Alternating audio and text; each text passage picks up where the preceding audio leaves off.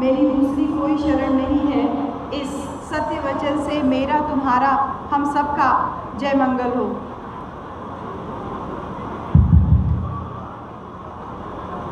सबसे पहले मैं करुणा के सागर तथागत गौतम बुद्ध को नमन करती हूँ। बोधिसत्व बाबा साहब डॉक्टर भीमराव अम्बेडकर को शत नमन करती हूँ। हमारे बहुजन समाज में जन्मे सभी संत गुरु महापुरुषों को नमन करती हूँ।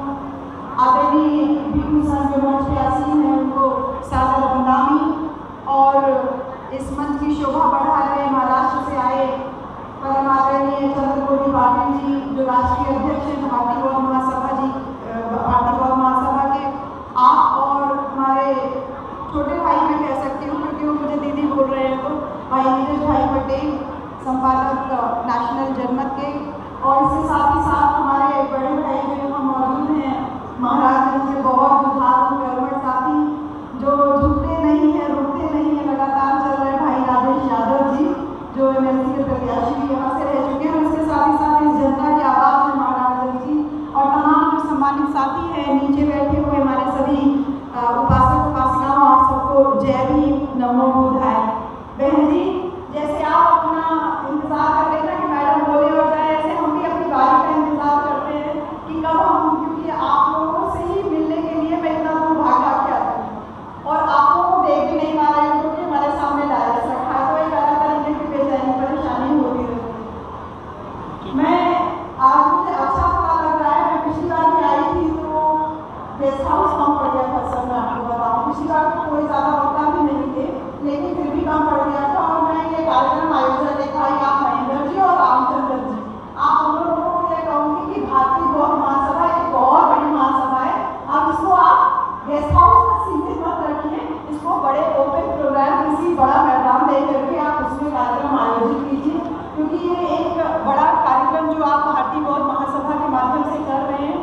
तो हम तमाम प्रदेशों में जाते हैं सर, मुझे इस बात को कहने में बहुत गर्व महसूस हो रहा है कि ये भारतीय बौद्ध महासभा की इकाई आपको हर गांव में मिल जाएगी, यूपी में हर गांव में मिल जाएगी, 2, 3, 4 कार्यकर्ता आपको हर गांव में मिल जाएंगे।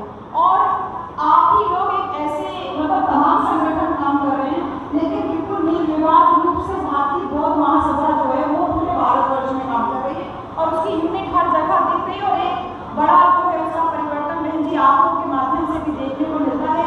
जब आप इस तरीके के आयोजन में सफ़ेद रंग की साड़ियाँ पहन के आते हो, सफ़ेद रंग का सूट पहन के आते हो और आपके लोगों में जो थोड़ी चेतना दिख रही है, तो ये जो परिवर्तन महिलाओं की तरफ दिखता है, इससे लिए भारतीय बौद्ध महासभा का मैं बहुत सारा धन्यवाद देना चाहूँगी, उनको साधुवाद देना चाहूँगी कि आप लगातार प्रयास कर रहे हैं और साथ में साथ जो आपके कार्यक्रम हो रहे हैं उसमें लोगों की संख्या बढ़ती जा रही है। हम उम्मीद करते हैं कि वो परिवर्तन भी जो है वो दिखाई दे।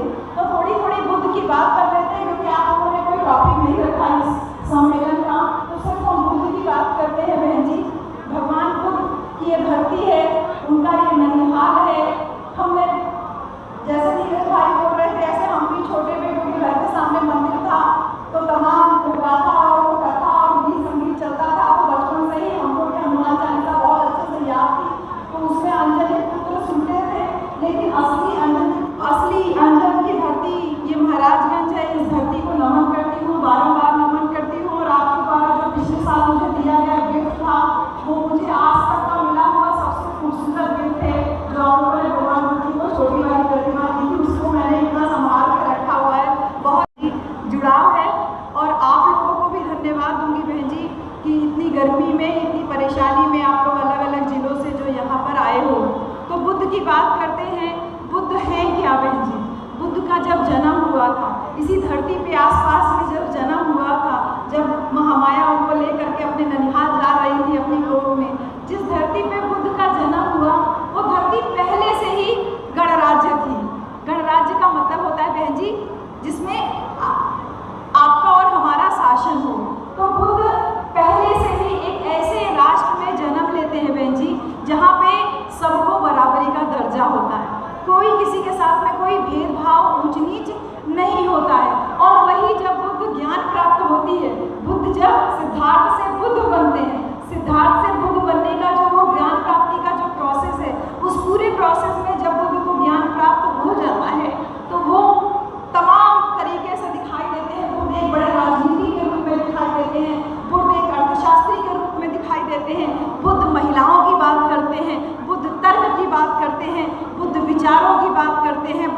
प्रचार प्रसार की बात करते हैं।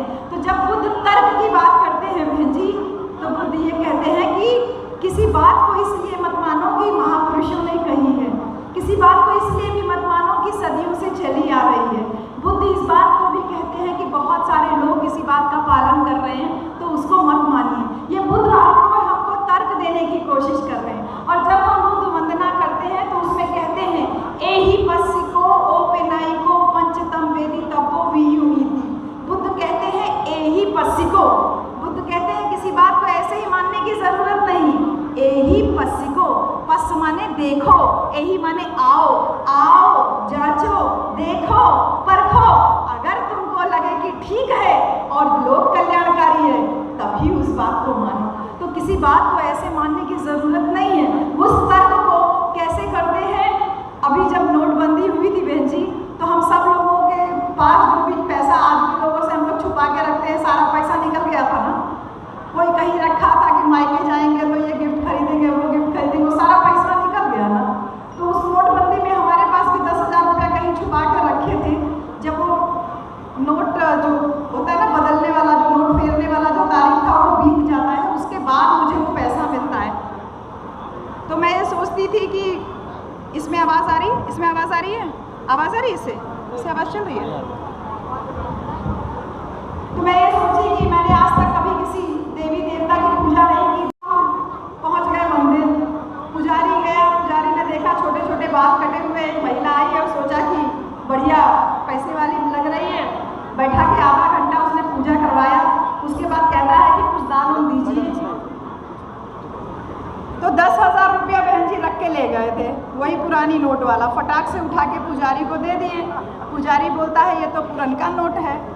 हम कहे कि ये भगवान को कैसे पता चलेगा कि ये पुराना नोट है कि नया। वो बिगड़ गया, कहता उठिए। वो समझ गया कोई टेढ़े दिमाग वाली यहाँ महिला आई हुई है, कहता उठिए। हमने कहा क्या हुआ पुजारी जी? भगवान को पुराना नोट है, वो मेरे किसी काम नहीं आएगा। उसने तो अपनी बुद्धि का प्रयोग किया, लेकिन हम अपनी बुद्धि का प्रयोग नहीं करता। बुद्ध सबसे पहले यही कहते हैं कि आओ जांचो, परखो, देखो कि तुम अगर कहीं पैसा चढ़ा रहे हो तो वो पैसा कहाँ इस्तेमाल हो रहा है। ऐसे तमाम व्यक्तियों में सत्संगी बाबा लोगों का सत्संग लगता है, तमाम भीड़ होती है। जैसे आप लोग भी यहाँ पर आए हो, ये तो एक अच्छा कार्यक्रम है। यहाँ पे तो लोगों को कहना पड़ रहा है कि भैया एक दान का काउंटर लगा है, दान करके जाइएगा। लेकिन सत्संगी बाबा लोगों के सत्संग में आपको कभी कहना ही नहीं पड़ता है कि दान दीजिए, नहीं, कीमत नहीं है। यहाँ पे हजारों की संख्या में आप लोग इकट्ठे हो, अगर आप सारे लोग केवल 10-10 रुपया भी चढ़ाओ, 10,000 लोग 10-10 रुपया भी चढ़ाओ तो 1 लाख रुपया हो जाएगा ना बहन जी। 10 रुपए की कीमत नहीं, लेकिन 1 लाख रुपए की तो कीमत होती है ना। बुद्ध इसी तर्क की बात करते हैं कि अपनी बुद्धि का प्रयोग कीजिए, लेकिन हम उस तर्क से अपने आप को ऊपर मान लेते हैं और कहते हैं कि बुद्ध की बात होगी, बाबा साहब की बात होगी। हम तो वर्तमान समय में हमको डर लगता है, भूत भवानी का डर लगता है, पिशाच का डर लगता है, झाड़ फूक वाले ओझा सोखा का डर लगता है, सारा कर्म कांड हम वही करते रहते हैं। लेकिन बुद्ध कहते हैं कि अगर मुझे मानना है तो पहले बुद्धि की शरण में जाओ। कहते हैं बुद्धं शरणं गच्छामि। बुद्ध की शरण में जाने का नहीं मतलब है, बुद्धि की शरण में जाने का मतलब है। मैं पिछली बार आई थी, मैंने आपको तमाम उदाहरण बताए थे। कुछ नई नई चीज़ें आप लोगों से ज़रूर कहूँगी कि मेरी माँ बहुत बड़का वाली पुजारी थी। मैं सीधे अपने परिवार की बात पे आ जा रही, क्योंकि समय भी ज़्यादा हो रहा है और हम लोग थोड़ा थोड़ा बात करके बातों को ख़त्म भी करते हैं। माँ बहुत बड़ी पुजारी थी और जो है वो 9 दिन वाला जो व्रत होता है ना, उसको वो पूरा रखती थी, पूरा 9 दिन वाला व्रत रखती थी। भैया मेरे बाहर पढ़ने गए, उनको थोड़ा बाबा साहब के बारे में ज्ञान हुआ, उन्होंने माँ को मना किया कि ये सब नहीं करना चाहिए। माँ नाराज हो गई, बोली कि तुम ज़्यादा पढ़ लिख गए हो, तुम्हारा ज़्यादा दिमाग खराब हो गया है, जो कह रहे हैं वो करो। 9वें दिन मम्मी व्रत के बाद एक पंडित को बुलाई थी कथा वथा कहने के लिए। पुजारी आया, पंडित आया, उसने कहा भैया से जाइए गोबर ले आइए। भैया गोबर ले आए। पुजारी ने उसका पता नहीं क्या क्या पिंडी उंडी बनाया, उसके ऐसे ऐसे सिंदूर लगाया और भैया से कहा चला गोड़ धरा। भैया कह रहे ये गोबर है, हम गोड़ नाय धरब। पुजारी कह रहा है, पंडित कह रहा है राजू माँ का है ना लेता गोबर नाय, भगवान है गोड़ धोएला। वो कहने लगे कि नहीं नहीं ये गोबर है, हम बाबा साहब को पढ़े, हम पूजा नहीं करेंगे। पुजारी बिगड़ गया, कहता है कि अब शराब दे दे भस्म हो जाएगा, शराब दे देंगे भस्म हो जाओगे, चुपचाप पैर छू लो, जितना कह रहे हैं उतना कर लो। डर गए कहीं सच में ना भस्म हो जाए, पैर छू लिए। 2 घंटा पुजारी कथा कहा। कथा कहते कहते थोड़ा भूखा गया तो भैया से कहता है जाओ भैया कुछ खाने के लिए ले आओ। भैया अंदर जाते हैं, वही जो गोबर होता है उसको उठा के ले जाते हैं और अंदर से उसमें थाली में उसको सजा के 4 लड्डू नुमा बना के ले आते हैं, कहते हैं लीजिए खाइए। अब पुजारी कहता है, पंडित कहता है ये गोबर है, भैया कहते हैं लड्डू है। तो भाई को कह रहा है कि गोबर है, भैया कह रहा है लड्डू है। पुजारी कह रहा है दिख नहीं रहा है गोबर है लड्डू नहीं है। भैया ने कहा 2 घंटा पहले मैं भी यही कह रहा था ना कि ये गोबर है भगवान नहीं है। मैंने माना ना कि ये भगवान है, मैंने गोड़ धरा ना, पैर छुआ ना, अब चलिए आप भी मानिए कि ये गोबर नहीं लड्डू है, चलिए आप खाइए। अब तो पंडवा समझ गया कि कहीं गलत जगह फंस गए। वो अपना कपड़ा अपना झोला वोला समेटना, कहा भैया कुछ दान दक्षिणा दे दीजिए, हम कुछ खाए होंगे नहीं। भैया ने कहा 2 घंटा कथा सुने बिना खाए तो हम जाने नहीं देंगे। झोला वोला छोड़ा, कह रहा है भैया मुझे कुछ नहीं चाहिए, मुझे जाने दो। भैया कहे बिना खाए तो हम जाने नहीं देंगे। धोती वोती छोड़ के चला भाग। जिस दिन आपने अपनी बुद्धि का कपाट खोला तो सारा चीज ओपन हो गया ना। बुद्ध इसीलिए किसी चीज को ढकते नहीं हैं, बुद्ध घाव को मरहम को ढकते नहीं हैं, बुद्ध चीजों को उधेड़ते हैं।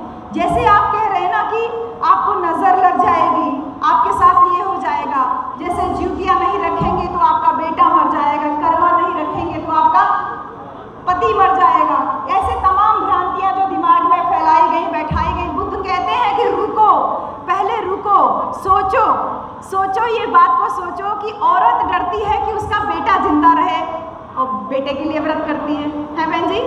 औरत डरती है कि मेरा पति जिंदा रहे, पति के लिए व्रत रखती है। कभी अगर औरतें दिमाग लगा के ये सोचने लगे कि ये आदमी क्यों नहीं डरता कि मेरी बीवी जिंदा रहे, अपनी बीवी के लिए एक दिन व्रत रखूं? बहन जी गलत कर रहे हैं तो बताइए। ये आदमी क्यों नहीं डरते मेरी बेटी जिंदा रहे, एक दिन अपनी बेटी के लिए व्रत रखूं? सही बहन जी। हम औरतें इन आदमियों के लिए व्रत रखते रखते बुढ़ा जाती हैं और ये दारू पी पी सुसाइड करने में लगे। सही बहन जी, सही है कि नहीं? अपनी बुद्धि का प्रयोग किया। वो हमारी मैडम जो आई थी, जो पिछली बार हम लोग जिनके यहाँ चाय पीने गए थे, उनकी मैडम आई थी, उन्होंने कहा कि हम सारा व्रत त्यौहार छोड़ दिए। मैं बहुत धन्यवाद दूंगी मैडम वर्मा जी को जो आई थी बाबा साहब की फोटो लेकर के मुझे सम्मानित करने के लिए। जिस दिन एक महिला का दिमाग खुला बहन जी, तो उस दिन से सारा चीज़, सारा तर्क जो है यानी सारे बुद्ध जो है वो भीतर आ जाएंगे, यानी सारा जो भय है वो बाहर चला जाएगा और बुद्धि यानी बुद्ध जो है वो भीतर चले आएंगे। इस बात को मैंने आपको पिछली बार बताया था, इस बात को ज़रूर रिपीट करूँगी कि मेरी भाभी भैया के लिए शुरू से व्रत रखती थी, वही जो उम्र का टॉपअप वाला व्रत रखा जाता है ना। कौन सा व्रत है? हाँ, ये आप ही लोगों को टॉपअप की ज़रूरत पड़ती है, हमको कभी टॉपअप की ज़रूरत नहीं पड़ती। जैसे मोबाइल का टॉपअप कराते हो वैसे उम्र का भी टॉपअप करवाते हैं हम। शर्म नहीं आती है इन लोगों को व्रत रखवाते हुए। बहन जी भाभी भी रखती थी, उनकी शादी को 27 साल हो गया, 28 साल। 2 साल पहले उनको बहुत समझाए थे लेकिन मानती नहीं थी। 2 साल पहले कहीं चलिए दीदी आप कह रहे हैं तो अब नहीं रखेंगे। सुबह ही सुबह उठ के करवा चौथ वाले दिन लगी फटाफट रोटी सब्जी खाने। बेटा उनका सयाना था, गया भैया से शिकायत कह दिया डैडी डैडी आज मम्मी व्रत नहीं रखी है, मम्मी खाना खा रही है। भैया बेचारे बहुत तेज गुस्साए क्योंकि साल में यही तो एक दिन था जिस दिन भाभी उनका पैर छूती थी। अब पैर नहीं छुएगी तो डबल टेंशन हो गया। बहुत तेज गुस्साए, आए देखे तो भाभी खा रही थी, कुछ बोले नहीं, अपना चले गए मोटरसाइकिल उठा के। शाम को थोड़ा गुस्सा कम हुआ तो वापस आते हैं। ऐसा संजोग था कि भाभी सुबह का खाई थी, थोड़ा उनको भूख लग गई थी, तो जैसे जैसे रोटी तोड़ के भाभी खा रही है तब तक भैया घर के अंदर आ गए। देखे मेरी बीवी अभी तक खा रही है, सुबह भी खा रही थी अभी भी खा रही थी। जो गुस्सा थोड़ा बहुत कम हुआ था वो गुस्सा फिर से चढ़ गए अपना दरवाजा बंद करके सो गए। भाभी भी कुछ नहीं बोली कि अभी लड़ाई झगड़ा चालू हो जाए, जूता चप्पल चालू हो जाए, आदमी का कौन भरोसा। भाभी कुछ नहीं बोली। सुबह हुई, भाभी गई भैया को जगाने, कहती अरे राजू जरा उठिए। भैया झिड़क दिए अरे सोने दे। भाभी फिर कहती अरे राजू जरा उठिए। भैया फिर कहते सोने दे। भाभी फिर कहती अरे राजू जरा उठ जाइए, रात को भी कुछ नहीं खाए हुए हैं, कुछ खा लीजिए तो आराम से सोइए। भैया कहते अभी एक झापड़ मारूंगा दिमाग ठीक हो जाएगा। कह रहा हूँ सोने दे सोने दे, सोने नहीं दे रही। भाभी बेचारी बैठी थी, उठ के खड़ी हो गई, कहने लगी आराम से सोइए, मैं तो चेक कर रही थी, कल व्रत नहीं रखी थी, जिंदा हो मर तो नहीं गए हो, आराम से सोइए। भैया बहुत तेज हंसने लगे, कहने लगे अरे रानी जा पानी ले आ, खाना ले आ। भाभी ने कहा नहीं आराम से सो,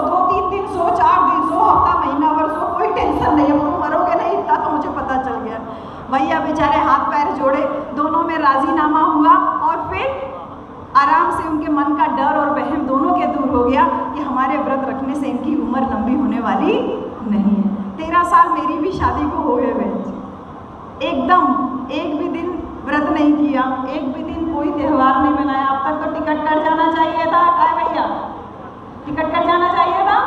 एक टॉपअप जो करवाते हो ना, यहाँ तो बहुत सारा बहुत महासभा के कार्यक्रम में बैठे हो, लेकिन आप में से जितने नौकरी पेशा लोग हैं उनकी पत्नियां जरूर ये टॉपअप वाला व्रत रखती हैं। गांव देहात में तो एक बार की नहीं, लेकिन शहर की स्त्रियों में बहुत सारा ये देखने को आया कि अगल बगल में रखा जा रहा है, तो उनको देख करके आपकी पत्नियां रखती हैं। मेरा पति बहन जी एकदम सही सलामत है पति यही, ये देखिए एकदम सही सलामत, क्योंकि मेरा पति आपके पति से तो ज़्यादा स्मार्ट है ना बहन जी। मेरा पति दारू नहीं पीता, मेरा पति बीड़ी नहीं पीता, मेरा पति गाली नहीं देता, मेरा पति किसी भी प्रकार का कोई नशा नहीं करता, और मेरा पति बाबा साहब को मानता है, मेरा पति बाबा साहब भगवान बुद्ध को मानता है। इसलिए मेरा पति आज तक, सर्दी जुकाम बुखार कभी कभी हो जाता है, बाकी उसको कोई दिक्कत नहीं। बहन जी ये तर्क है जो बुद्ध हमसे चाहते थे। बुद्ध उधेड़ के रख देते हैं, किसी घाव को किसी मरहम को ढकने की कोशिश नहीं करते। वो ये नहीं कहते हैं कि मैं तुमको कह दूंगा कि ये कर लो वो कर लो, ऐसा कर लोगे तो ऐसा हो जाएगा, लड़का मुरहा पैदा हुआ इस नक्षत्र में पैदा हुआ। बुद्ध इसकी बात ही नहीं करते। बुद्ध कहते हैं 1 मिनट के लिए रुको, अपने अंतर मन में झांको, अपने भीतर झांको। तुमको कहीं इधर उधर देखने की जरूरत नहीं है, तुमको किसी से सलाह लेने की भी जरूरत नहीं है। और बुद्ध जब पहली गाथा में ये कहते हैं मनो पुंबंगमा धम्मा मनो सेठा मनोमया, मन साचे पद उठेना भासती वा करोति वा, ये धम्म पद की पहली गाथा है। गाथा थोड़ी सी लंबी है, पहली और दूसरी गाथा। बुद्ध कहते हैं मनो पुंबंगमा धम्मा, मन ही सारी बातों का अगुआ है, मन ही सारी बातों का प्रधान है। सारी बातें मन से ही शुरू होती हैं और मन पे ही आके खत्म होती हैं।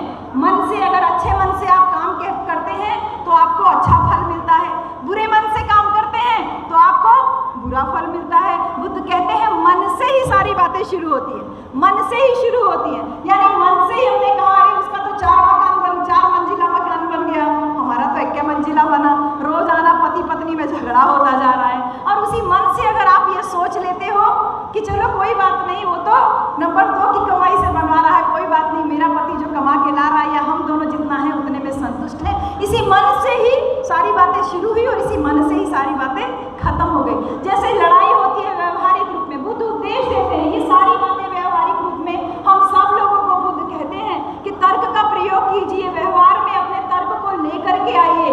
बिल्ली रास्ता काटे तो ये मत सोचिए कि 1 गिलास पानी पी ले, कोई छींके तो ये मत सोचिए गिलास पानी पी ले 10 मिनट रुक जाए।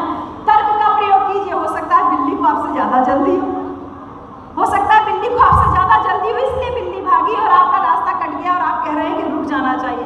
बुद्ध कह रहे हैं मन से ही आपने ये वहम पाला, तो इस वहम को आपको मन से ही दूर करना है। तो जिस गणराज्य में बुद्ध का जन्म हुआ था, जिस डेमोक्रेसी में बुद्ध का जन्म हुआ था, उस गणराज्य में बुद्ध समानता की बात करते हैं, तर्क की बात करते हैं, भैषज की बात करते हैं कि अपनी बुद्धि का प्रयोग कीजिए। कैसे बुद्धि का प्रयोग कीजिए?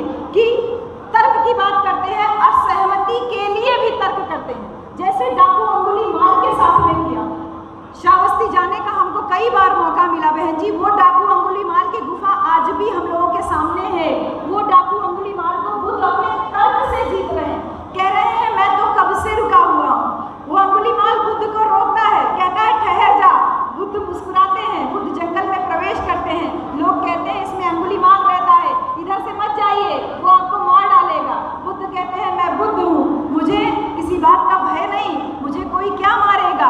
और वो उस जंगल में प्रवेश करते हैं और वो सामने डाकू अंगुलीमाल अंदर होता है। बुद्ध का पैरों का निशान, जब पैरों से जब चलते हैं तो पत्तियां जो सूखी चरचर चरचर करती हैं, तो अंदर से अंगुलीमाल की आवाज आती है जंगल के, रुक जा, ठहर जा। बुद्ध क्योंकि पहले राजकुमार थे, उनको तलवार चलाना आता था, युद्ध कौशल में माहिर थे, कानों से सुनते हैं तो समझ जाते हैं अभी अंगुलीमाल थोड़ा दूर है। 2 मिनट के लिए मुस्कुराते हैं और फिर 2 कदम आगे बढ़ जाते हैं। जब वो आगे बढ़ते हैं तो फिर डाकू अंगुलीमाल पैरों के निशानों की जब आवाज सुनता है तो कहता है ठहर जा, रुक जा। बुद्ध फिर 2 मिनट रुकते हैं, मुस्कुराते हैं और फिर आगे बढ़ जाते हैं। जब तीसरी बार बुद्ध आगे बढ़ते हैं तो डाकू अंगुलीमाल जान जाता है कि बुद्ध नजदीक आ गए हैं और वो तलवार लेके उनके सामने आके खड़ा हो जाता है और कहता है मैं तुझसे कब से कह रहा हूँ रुक जा, रुक जा, तुझे समझ में नहीं आ रहा है, तुझे डर नहीं लगता है मैं तुझे मार दूंगा, 2 मिनट रुकते हैं, फिर मुस्कुराते हैं और कहते हैं मैं तो कब से रुका हुआ हूँ, चल तो तुम रहे हो। वो परेशान हो जाता है, कहता है कि तुम चल रहे हो, अपने हाथ में ये दान पात्र पता नहीं क्या लिए हो कटोरा जैसा, तुम चल रहे हो और मैं खड़ा हूँ तलवार लेके और मुझे कह रहे हो कि मैं जो है मैं चल रहा हूँ। बुद्ध कहते हैं हाँ, मैंने अपने मन के क्रोध को, अपने मन की ईर्ष्या को, अपने मन के हत्यारे को, सबको विजय प्राप्त कर लिया है, मैंने सबको ठहरा दिया है, तो मैं तो रुका हुआ हूँ, चल तो तुम रहे हो, क्योंकि तुम्हारे अंदर लोभ, मोह, क्रोध, घृणा सब कुछ तुम्हारे अंदर है, तो तुम्हें रुकना है ना। और वो क्षण था कि एक डाकू जो है वो बुद्ध की शरण में आ जाता है। तो बहन जी, इसी वाणी से बुद्ध ने कितने लोगों का जीवन परिवर्तित किया। असहमति को सहमति में बदला बुद्ध ने अपने तर्क से, और विपक्ष को यानी जो बुद्ध के दुश्मन थे उनको भी अपना अनुयायी बना लिया। ये है तर्क की शक्ति, तर्क की ताकत। बुद्ध इस तर्क का प्रयोग करते हैं, की बात करते हैं। कुछ गांव के लोग आते हैं बुद्ध को न्योता देने की, कल आप हमारे गांव में आइए भोजन दान के लिए। और बुद्ध एक वेश्या को पहले ही कह चुके थे कि मैं कल तुम्हारे यहाँ आऊँगा। लोग कहते हैं गांव वाले कि वो वेश्या है, आप उसके यहाँ जाएंगे तो आपका धर्म भ्रष्ट हो जाएगा। बुद्ध मुस्कुराते हैं, मुस्कुराहट का नाम बुद्ध है। बुद्ध को कभी क्रोध नहीं आता था। बुद्ध मुस्कुराते हैं और कहते हैं, एक आदमी का हाथ पकड़ लेते हैं और कहते हैं चल ताली बजा। वो कहता है भगवान आपने मेरा हाथ पकड़ा हुआ है। बोले कोई बात नहीं, हाथ पकड़ा है तब भी ताली बजा। तो वो कहता है मेरा हाथ छोड़िए तब तो मैं ताली बजाऊं, एक हाथ से कैसे ताली बजाऊं। तो बुद्ध वही अपनी तर्क की बात करते हैं और कहते हैं कि तू जब ये कहता है कि एक वेश्या है, यानी कि एक वेश्या के यहाँ जाने से मेरा धर्म भ्रष्ट हो जाएगा। इस गांव के बाहर उस वेश्या का घर है। वेश्या का होना इसका मतलब ही है कि उस गांव के पुरुष जो हैं वो खुद ही करप्ट हैं, यानी कोई एक व्यक्ति करप्ट है इसलिए दूसरा व्यक्ति करप्ट है। बुद्ध इस तर्क को बोलते हैं कि औरत अकेले कैसे करप्ट है, वो औरत अकेले कैसे इस नर्क वाले जीवन में पहुंची, उसके लिए जिम्मेदार तो पुरुष ही है। लज्जित होते हैं और बुद्ध पूरे सम्मान के साथ उस औरत का निमंत्रण स्वीकार करते हैं और उसके जात पर जाकर भोजन दान देते हैं। ये सारी बातें आप लोगों को अपने जीवन में उतारनी है मेरे भाई। ये सारा तर्क आपको दिखाई नहीं देता जब बुद्ध कहते हैं कि हमारी अपनी पर्सनल प्रॉपर्टी नहीं होगी। बुद्ध तमाम तरीके, एक मिशनरी के रूप में, एक राजनीतिक के रूप में औरतों के सम्मान की बात करते हैं। जब वैशाली के वजीर लोगों को कहते हैं कि तुम कभी भी परास्त नहीं हो सकते हो क्योंकि तुम मान करते हो, तो बुद्ध की बातों का बहन जी, अगर आपका पति ये बोले कि मैं अम्बेडकरवादी हूँ, मैं बुद्धवादी हूँ, तो उससे आप इसी चीज़ से अंदाज़ा लगा लीजिए कि वो आपका कितना सम्मान करता है। क्योंकि बुद्ध यही कहते हैं कि औरत का सम्मान करना मुझे पालन करना है। और ये सारी बातें हमको मान्यवर कांशीराम में भी नजर आती है, महात्मा ज्योतिबा फूले में भी नजर आती है और बाबा साहब डॉक्टर अम्बेडकर में भी नजर आती है। ज्योतिबा फूले अपनी पत्नी के लिए अपने पिता का घर छोड़ देते। जब उनका पिता कहते हैं कि तुम औरत को पढ़ा रहे हो, औरत को पढ़ाने का मतलब धर्म का नाश हो जाएगा, तो वो कहते हैं कि औरत के पढ़ने से अगर धर्म का नाश हो जाएगा, अगर मुझे घर छोड़ना है इसलिए क्योंकि मैं औरत को पढ़ा रहा हूँ तो मैं घर छोड़ दूंगा, लेकिन औरत को पढ़ाना बंद नहीं करूँगा। इसलिए मेरे प्यारे भाइयों, ये सारी घटनाएं आपके जीवन में, आपके आसपास में आज भी घटित हो रही हैं और आप और हम देख रहे हैं। इसलिए अगर आप बुद्ध को मान रहे हो तो उस तर्क का प्रयोग कीजिए जो ज्योतिबा फूले ने किया था। बाबा साहब डॉक्टर अम्बेडकर ने जब 14 तलाक का सत्याग्रह किया था, आपको और हमको साफ पानी पीने का आंदोलन किया, काला राम मंदिर में प्रवेश का आंदोलन किया, तो उसके पीछे उनका तर्क था। वो अंग्रेजों को ये दिखाना चाह रहे थे कि इस भारत देश में 4 वर्ण की व्यवस्था है। उस 4 वर्ण की व्यवस्था में आदमी 4 वर्ण में डिवाइडेड है, लेकिन इसके बावजूद एक ऐसा वर्ग भी है जिसको इस 4 वर्ण की व्यवस्था का हिस्सा ही नहीं माना गया, उसको इंसान ही नहीं माना गया, उसको अछूत कहा गया, उसको अनटचेबल कहा गया। बाबा साहब अपने तर्क से ये तमाम आंदोलन करके लोगों के बीच में ये शिक्षा देना चाह रहे थे, ये मैसेज देना चाह रहे थे। इसलिए एक राजनीतिक के रूप में जब भगवान बुद्ध वज्जियों को कहते हैं कि तुम औरतों का सम्मान करते हो, तुमको कभी कोई परास्त नहीं कर सकता, तुम लगातार बैठक करते हो, लगातार मीटिंग्स करते हो, जैसे भारतीय बौद्ध महासभा, इसकी मीटिंग्स लगातार चलती रहती है। और अगर ये इसी गति से लगातार काम करता रहा तो निश्चित रूप से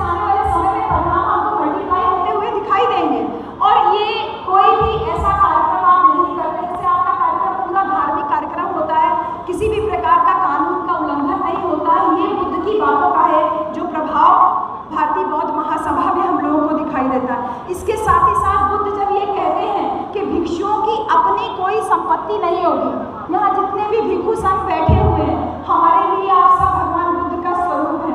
बुद्ध कहते हैं कि भिक्षुओं के पास खाली उनका चीवर, उनके पास उस्तरा और उनके पास दान पात्र, 6-7 चीजें भगवान बुद्ध जब भिक्षुओं के लिए बताते हैं तो वो कहते हैं कि तुम्हारे लिए कोई निजी संपत्ति नहीं होगी।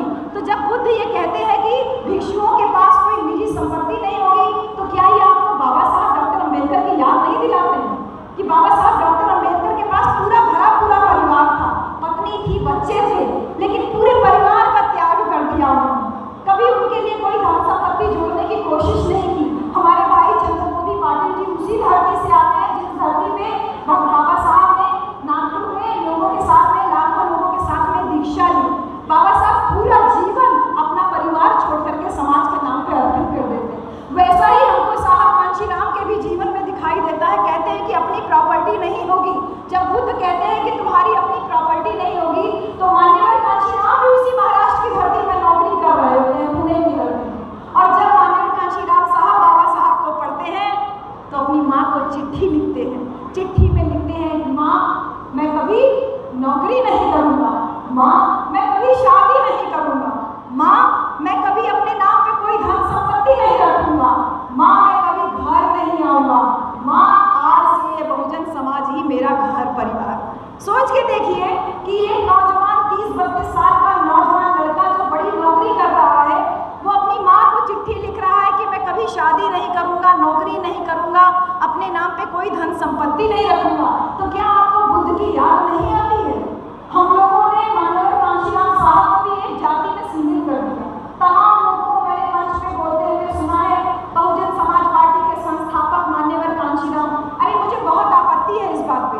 आप लोग जैसे बाबा साहब ने आरपीआई बनाई थी, लेकिन हम बाबा साहब के लिए कभी नहीं कहते कि वो आरपीआई के संस्थापक, लेकिन साहब कांशीराम को एक पार्टी तक हमने सीमित कर दिया। आपने साहब का त्याग नहीं देखा जो बुद्ध की तरह उन्होंने गृह त्याग किया। आपने साहब का, मान्यवर कांशीराम साहब का बुद्ध की तरह जो प्राइवेट प्रॉपर्टी रखने के लिए उन्होंने मना किया था, वो त्याग आपने कभी नहीं सोचा। मान्यवर कांशीराम ने अपना पूरा जीवन जो समाज के लिए अर्पित कर दिया, हमने उस सामाजिक चिंतन की तरफ कभी नहीं देखा। मान्यवर कांशीराम ने BS4 बनाया, बामसेफ बनाया, उन तमाम संगठनों के माध्यम से वही लोकतांत्रिक व्यवस्था, वही जो गणराज्य जिसमें बुद्ध का जन्म हुआ था, उसी गणराज्य को वापस स्थापित करने में अपना पूरा जीवन लगा दिया। हमने उसकी तरफ क्यों नहीं कभी चिंतन किया? क्या आपको ये सारे महापुरुष ध्यान नहीं दिलाते? मैं बात करूंगी छत्रपति शाहू जी महाराज की भी। शाहू जी महाराज जब कहते हैं, एक पंडित आके उनसे बोलता है, वो भट्ट ब्राह्मण आके बोलता है, जब वो अपने राज्य में रिजर्वेशन लागू करते हैं, वो भट्ट ब्राह्मण कहता है कि गधे और घोड़ों को आप एक साथ चलाने की कोशिश कर रहे हैं। तो वो लेके जाते हैं, उनको कहते हैं कि चलिए, अस्तबल में लेके जाते हैं और कहते हैं कि मैंने आरक्षण जो दिया है उसके पीछे वो तर्क देते हैं कि वो खूब हट्टे कट्टे घोड़े होते हैं, कुछ दुर्बल घोड़े होते हैं। सारे घोड़ों को एक साथ खोल दिया जाता है, तो जो तगड़े घोड़े होते हैं वो पहले जाके अनाज खा लेते हैं। ऐसा होता है ना बहन जी? जो जबर लड़का होता है वो पहले सब कुछ खा लेता है, सब कुछ ले लेता है। वैसे जो जबर घोड़ा था वो पहले जाके सब कुछ खा लिया, और वो बेचारे जो दुर्बल घोड़े थे, छोटे घोड़े थे, वो बेचारे भूखे रह गए। उसके बाद उन्होंने कहा कि चलो अब फिर दोबारा एक काम करते हैं। दोबारा उन्होंने फिर उस आदमी को अस्तबल में ले गए और क्या किया कि घोड़ों का मुंह बांध दिया और उसके बाद सबको सबकी हौदिया में अलग अलग खाने के लिए दिया। तो इस तरीके से हर एक घोड़ा अपने हिस्से का खाना खा पाया। यही बात उन्होंने अपने जब जीवन में लागू की, जब उन्होंने कहा कि मैं आरक्षण को लागू कर रहा हूँ, तो बुद्ध की शिक्षाओं को 100% शाहू जी महाराज ने अपने राज्य में लागू किया कि सबको समानता का हक मिलना चाहिए। कुछ मोटे लोग, भिखारी लोग, जिन्होंने केवल बुद्धि के दम पे हमको गुलाम बना के रखा और हमारे हक पे, हमारे संसाधनों में कब्जा करके रखा, वो कब्जा हमें वापस चाहिए। इसके लिए बुद्ध की शिक्षाओं को छत्रपति शाहू जी महाराज ने आगे बढ़ाया। तो मैं नमन करती हूँ तमाम महापुरुषों को जिन्होंने बुद्ध की प्रेरणा लेकर के अपना पूरा जीवन कुर्बान किया और हम सबको यहाँ तक पहुँचाया। बुद्ध एक बड़े मिशनरी के रूप में दिखाई देते हैं कि जैसे कोई भी संगठन बनता हो, जैसे भगवान बुद्ध ने भिक्षु संघ बनाया, तो लड़ाई हो जाती है ना बहन जी, घरों में लड़ाई हो जाती है, सास बहू में लड़ाई हो जाती है, जेठ जेठानी देवरानी में लड़ाई हो जाती है, ननद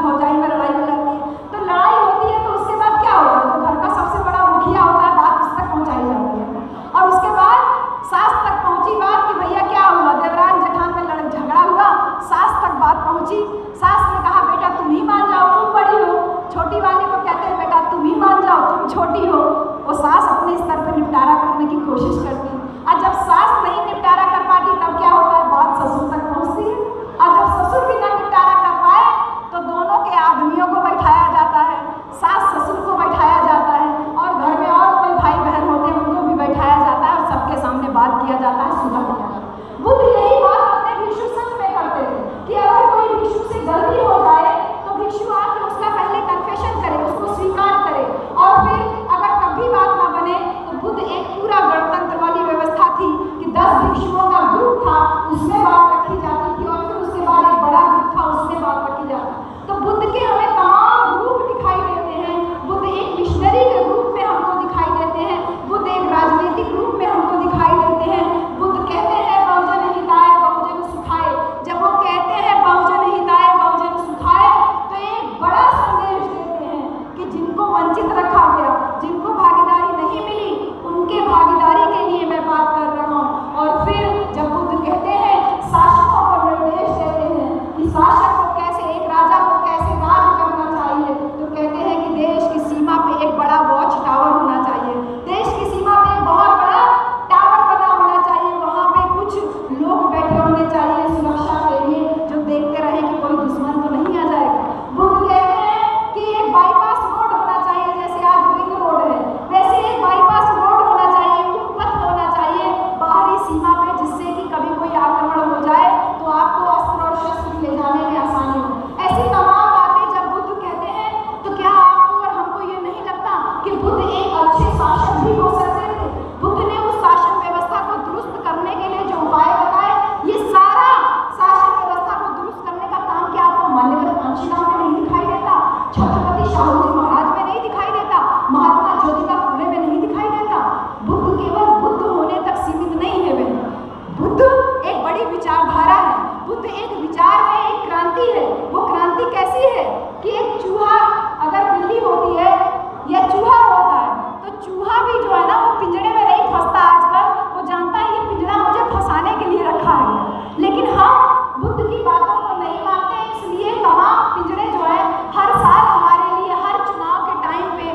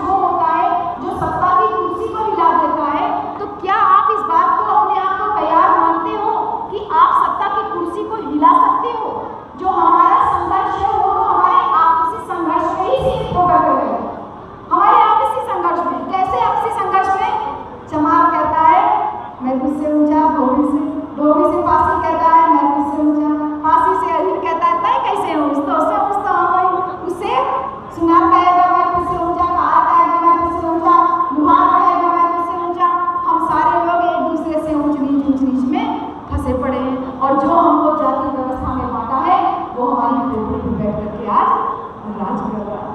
तो ये सारी बातें साहब कांशीराम जब सामाजिक परिवर्तन की बात करते हैं तो उसमें ये सारी बात करते हैं कि तुम हाथी के समान विशाल हो, तुम संख्या तुम्हारी ज्यादा है, वोट तुम्हारा ज्यादा है, राजा तुम्हारा होना चाहिए। गांव-गांव घूमते हैं बहन जी, पैदल घूमते हैं, साइकिल घूमते हैं, जाने कितने दिन साहब कांशीराम भूखे प्यासे रहते हैं, जाने कितनी रातें बिना सोए काटते हैं, तब जा करके आपको और हमको उत्तर प्रदेश में 4-4 बार मुख्यमंत्री बना पाए। बहन जी मैं ये कह रही हूँ कि आपको और हमको मुख्यमंत्री बना पाए क्योंकि अकेले लखनऊ में मुख्यमंत्री नहीं बनती थी हमारी बहन जी, यहाँ महाराजगंज में बैठी हमारी बहन भी मुख्यमंत्री अपने आप को महसूस करती है। यहाँ तक कि मैं मुंबई गई तो मुंबई में एक बार भाई पूछ रहे थे बहन जी आपकी बार अपनी सरकार बनेगी ना, हम कहे सरकार यूपी में बनेगी, आप मुंबई में रहते क्या परेशानी है आपको? बोल रहे हैं बहन जी सरकार यूपी में बनती है लेकिन यहाँ मुंबई में भी अधिकारी लोग कर्मचारी लोग हमसे आवाज से बात करते हैं, ये हनक होती है शासन सरकार।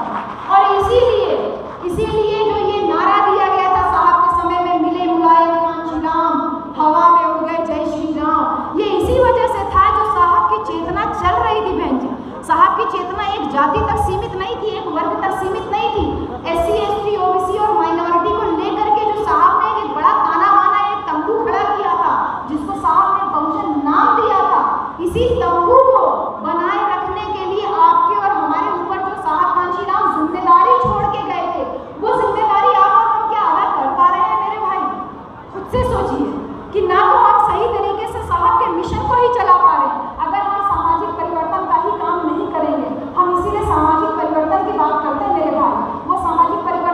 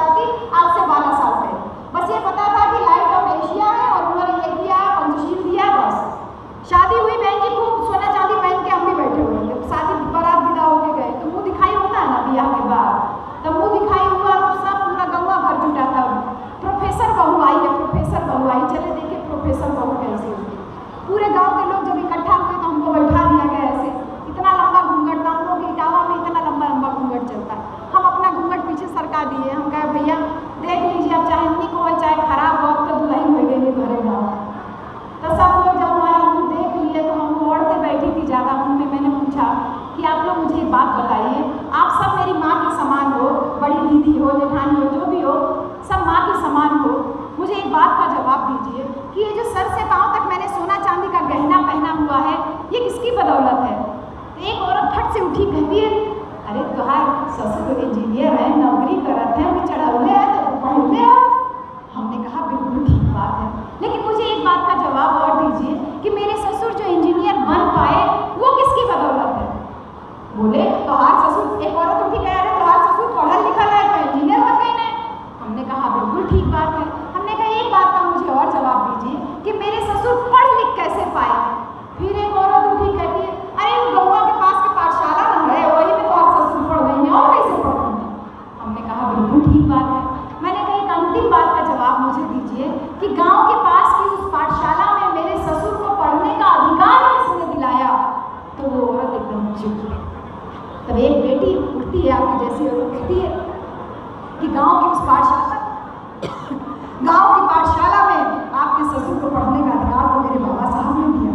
तब मैंने उठाई और कहा कि देखिए, जब मेरे ससुर को पढ़ने का अधिकार मेरे बाबा साहब ने दिया तो क्या इससे साबित नहीं होता कि ये सर से पाँव तक जो मैंने सोना चांदी का गहना पहना है ये मेरे बाबा साहब की वजह से, मेरे ससुर की वजह से नहीं? फिर मैंने उनको एक कहानी बताई जो बाबा साहब की किताबों में हमने पढ़ी थी। बाबा साहब कह रहे थे कि जब सभ्यता की शुरुआत हुई ना बहन जी, जब शुरू में जब पृथ्वी बनी, औरत आदमी बने, तो औरत आदमी को ये नहीं पता था औरत आदमी है, लेकिन साथ साथ रहने लगे। औरत आदमी साथ साथ रहने लगे तो लड़ाई होती है ना कि कौन ज़्यादा ताकतवर है, तो औरतों और आदमियों में लड़ाई हुई कि कौन ज़्यादा ताकतवर है। ये मैं कोई हवाई बात नहीं कर रही, ये बाबा साहब की किताबों में ये बात लिखी हुई है, वो बात मैं कर रही हूँ।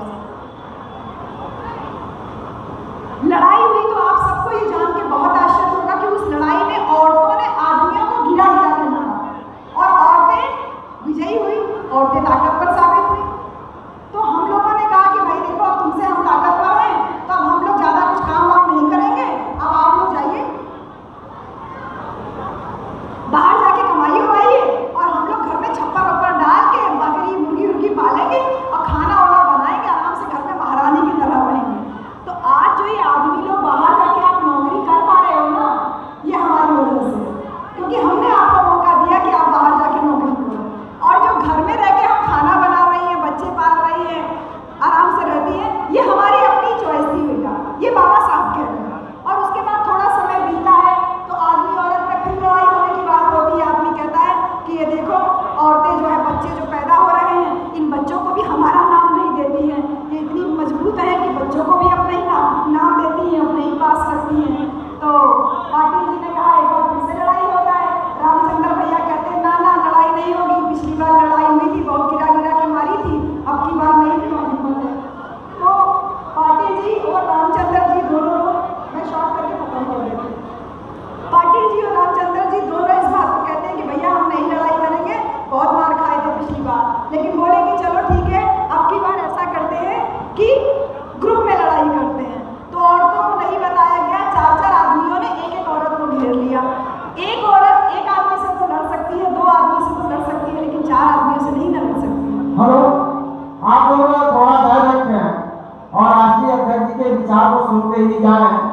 आप बात कर रहे हैं, नहीं बोलती मेरे भाई, अगर यहाँ किसी सत्संगी बाबा का सत्संग लगा होगा तो भूखे प्यासे रह लेते, चाहे इतनी देर बीवी को भी लेके बैठ लेते। और इतनी दूर से महाराष्ट्र की धरती से पाटिल साहब आए, मैं खुद पाटिल साहब को सुनना चाहती हूँ, क्योंकि जिसने इतनी बड़ी घाटी बौद्ध महासभा का पूरा दारोमदार अपने ऊपर ले रखा है, और वो कोई 20-25 साल के नौजवान भी नहीं लग रहा, लेकिन फिर भी इतनी शिद्दत से बैठे हुए, तो आप लोग तो कम से कम इतना सम्मान अपने अतिथि का रख ही सकते हो। और न केवल पाटिल साहब बल्कि आपका तो जनसेवक भी यहाँ बैठा हुआ है। तो जब जनता के सेवक यहाँ बैठे होते हैं तो कम से कम आप लोगों को इतना मान तो इनका तो रखना ही चाहिए ना। हम लोगों का तो कोई बात नहीं, लेकिन जो बाहर से गेस्ट आए उनका ध्यान रखना चाहिए। तो बहन जी, मैं आपको बस थोड़ी सी बात कह के समाप्त कर रही हूँ। इस बार आदमियों ने औरतों को बंदी बना लिया, औरतों को पराजित कर दिया, और उस पराजित करने में औरतों से इतना डर था कि नाक छेद करके इसमें बड़ा सा कीला लगा दिए और उसको खूंटे में बांध दिए, हाथ में लगा के कीले में बांध दिए, गले में पहना के खूंटे में बांध दिए, कमर में पहना दिए, पैर में पहना दिए, पैर की उंगली, हाथ की उंगली, ये सब कर दिए, क्योंकि आदमी औरत की ताकत से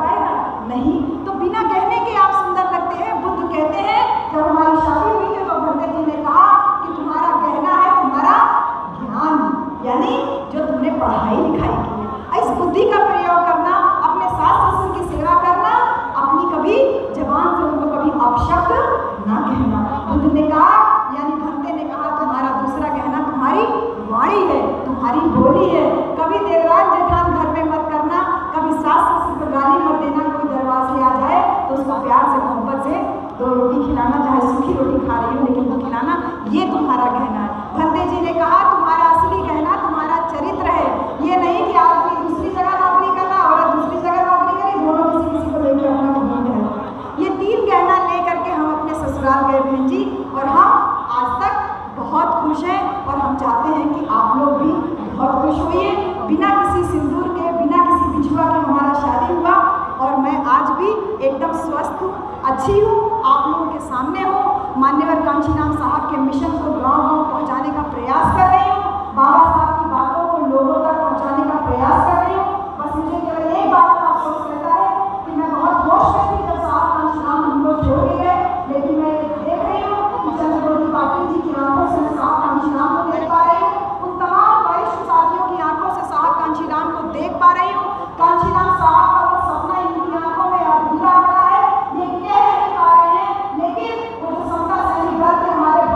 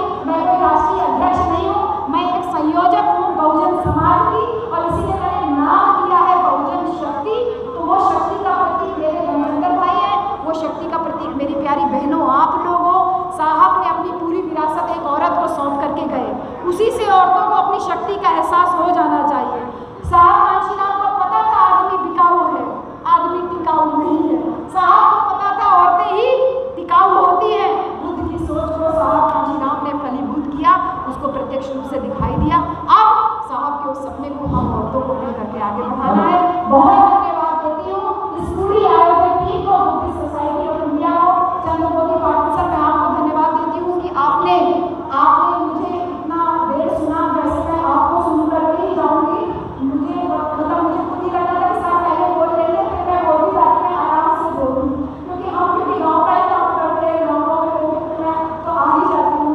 लेकिन सर कभी कभी आप आते हैं तो धन्यवाद है। मैं बहुत शक्ति टीम की तरफ से हमारे देवरिया से आए हुए डीपी बॉस जी, मैं आपसे कहूँगी एक छोटी सी विनती है, डीपी बॉस जी और इधर से रमेश जी और सेक्रेटरी साहब और प्रधान जी, आप लोग आ जाए और मैं सबको सम्मानित करना चाहती हूँ बहुजन शक्ति का एक मोमेंटो दे करके। तो डीपी बॉस जी और भी कोई अगर है देवरिया से, आदिल भैया शायद आए हुए हैं, सुदर्शन जी आए हुए हैं, आप और मनीषा मैडम आप भी आई हुई हैं, मनीषा मैडम आप भी आ जाए तो साहब को हम लोग सम्मानित कर दें। और पूरी आयोजक टीम को ढेर सारा धन्यवाद, विश्व संघ को भी